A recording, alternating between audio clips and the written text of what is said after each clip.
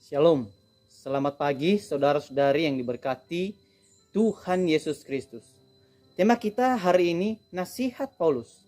Terambil dari Roma pasal 12 ayat 11 sampai 12 berbunyi demikian. Janganlah hendaknya kerajinanmu kendor, biarlah rohmu menyala-nyala dan layanilah Tuhan.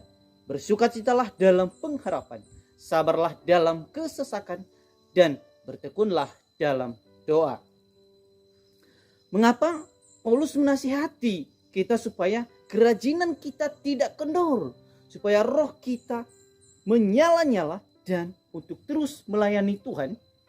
Paulus pasti punya alasan untuk mengatakan ini, supaya kita yang melayani Tuhan tidak mudah patah semangat dalam melayani dan tetap kokoh dalam prosesnya. Karena banyak sekali tantangan bahkan penderitaan saat melayani Tuhan Yesus.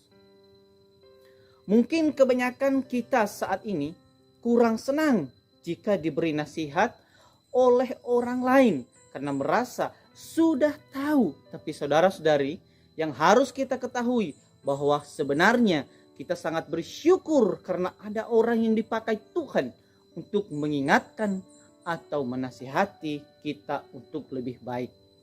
Mari kita sama-sama belajar tentang nasihat ini. Pertama, semangat melayani. Dikatakan dalam ayat ini, jangan kendor. Saudara-saudari, dalam hidup sebagai anak-anak Allah perlu memiliki semangat yang tidak pernah kendor. Supaya kita tetap teguh dalam melayani Tuhan, tetap berdiri di dalam iman. Paulus dengan tegas memperingati kita dan bahkan melarang kita supaya janganlah patah semangat. Paulus ingin sekali kita memiliki kerajinan di dalam melayani. Adanya ketekunan dan kesungguhan di dalam diri kita. Ini semua berhubungan dengan tindakan baik yang dilakukan selama ini. Mengapa? Supaya kita tidak lesu, malas, dan mundur dalam melayani Dia. Jadi keinginan Paulus supaya kita tetap setia dalam pelayanan dan tidak pernah menyerah untuk terus-menerus menghadapinya dengan penuh keyakinan. Kedua, melayani dengan sungguh-sungguh. Dikatakan, biarlah rohmu menyala-nyala. Kita perlu melayani dengan sungguh, supaya tidak patah semangat dalam melayani. Sebagai orang-orang percaya, harus memiliki roh yang menyala-nyala karena kita memiliki roh manusia yang dilahirkan kembali. Menyala-nyala artinya menjadi panas, mendidih seperti air. Bercahaya artinya ada keseriusan di dalam diri kita, bersemangat dan dengan kesungguhan hati. Jadi saudara-saudari perlu memiliki cahaya terang di dalam melayani Tuhan, supaya terpancar kepada mereka yang engkau layani, dan perlu juga memiliki keseriusan dan kesungguhan hati di dalam melayani. Ketiga, melayani Tuhan. Dikatakan layanilah Tuhan. Saudara-saudari, di dalam ayat ini mengatakan layanilah. Artinya melayani, kita menjadi budak secara sukarela. Kepada siapa kita harus menjadi budak? Secara sukarela, saudara-saudari.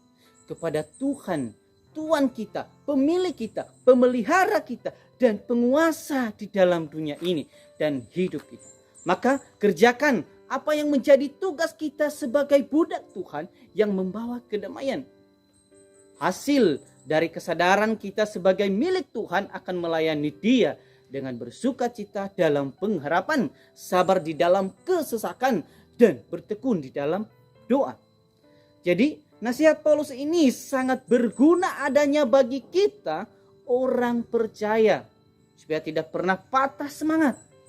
Firman ini memperingatkan kita atau melarang kita dengan tegas untuk tidak kendor, lesu, mundur dalam pekerjaan Tuhan, tetapi supaya rajin tekun dan bersungguh hati.